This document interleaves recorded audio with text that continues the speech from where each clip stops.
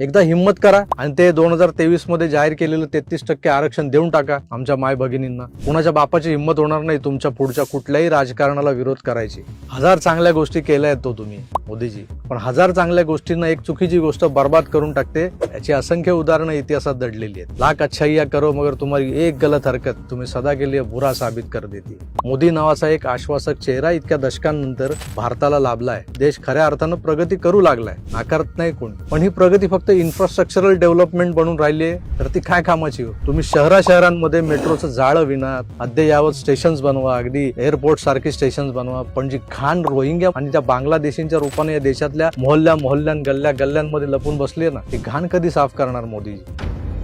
हे SIR बिसार कशासाठी चाललंय सगळ्यांना माहितीये. या लांड्यांच्या मनाविरुद्ध काही झालं आणि तिथं जर ते संख्येने जास्त असले ना, तर तुमचं सो कॉल्ड विकास क्षणार्धात भकास करून टाकतील हे लोक. मेट्रो स्टेशन जाळून टाकतील. जाळले त्यांनी. अहो, आझाद मैदानातलं शहीद स्मारक या लांड्यांनी लाथा मारून तोडलेलं विसरलात की काय तुम्ही? मुंबई सारख्या शहरात, महाराष्ट्रात. आता देशाचा विकास होत असताना तो फक्त या देशातल्या अधिकृत नागरिकांनाच उपभोगायला मिळावा याकडे लक्ष द्या. बसेस, रेल्वे, मेट्रो, सरकारी दवाखाने सगळीकडे हेच लोक. टॅक्स पेअर कोण? तर तुम्ही आम्ही. आणि फुकटचा माल खातोय कोण? तर तो इक्बाल चिचा.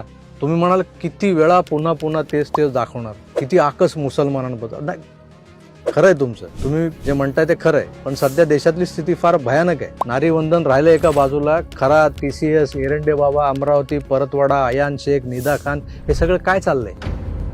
जे तुमच्या हातात आहे ते आधी करा ना. सबका साथ सबका विकास आता पुरे झालं.